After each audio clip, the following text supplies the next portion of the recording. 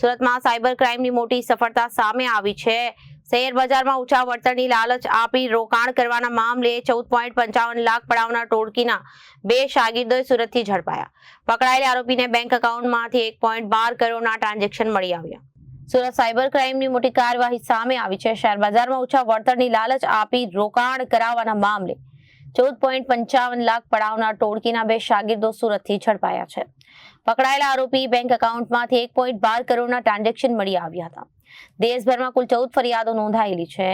એમો પ્રોસ્પેરા નામની બનાવટી application IPO અને સ્ટોક્સમાં નફાની લાલચ આપી છેતરપિંડી આચરવામાં આવી હતી।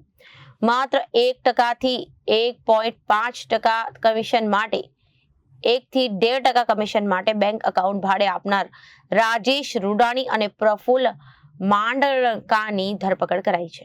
ફરિયાદીને એવો લોભ લાલચ આપવામાં આવી હતી કે તમે અગર પ્રોસ્પેરા એક્સ નામની એક ટ્રેડિંગ એપ્લિકેશન છે એમાં અગર ઇન્વેસ્ટ કરશો, એના મારફતે અગર તમે સ્ટોક ટ્રેડિંગમાં ઇન્વેસ્ટ કરશો તો તમને વધારે નફો મળશે। તો એમ જણાવી એમની પાસેથી 14,55,000 જેટલાનું રોકાણ કરાવવામાં આવ્યું હતું અને જ્યારે ફરિયાદીએ વિડ્રો કરવાની પ્રયત્ન કરી તો વિડ્રોવલ એમને આપવામાં આવેલ નહોતું। ત્યારે એમને ખબર પડી કે ખરેખર મારી સાથે છેતરપિંડી કરવામાં આવી છે। આ ગુનાની તપાસ કરતા અમે લોકોએ ટેકનિકલ વર્કઆઉટ કરી અને 2 આરોપીઓની ધરપકડ કરવામાં આવે છે।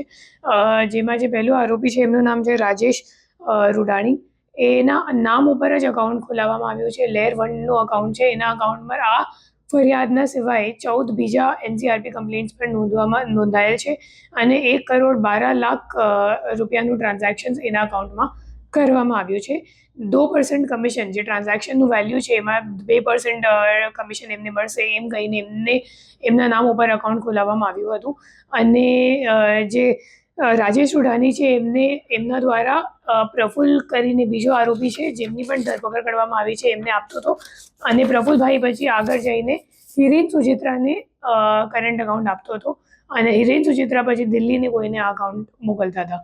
તો એ તમામ આરોપીઓ જે કમિશન માટે એ લોકોએ પોતાના નામ પર અકાઉન્ટ ખોલાવ્યું છે અને આ અકાઉન્ટમાં તમામ ફ્રોડના ટ્રાન્ઝેક્શન્સ પણ થયું છે। આ ગુના સિવાય બીજા એક એનસીઆરપી કમ્પ્લેન્ટ પણ સાયબર સેલમાં જ નોંધવામાં આવ્યું છે જેનું પણ ડિટેક્શન બંને આરોપી સાથે જ કરવામાં આવી ગઈ છે।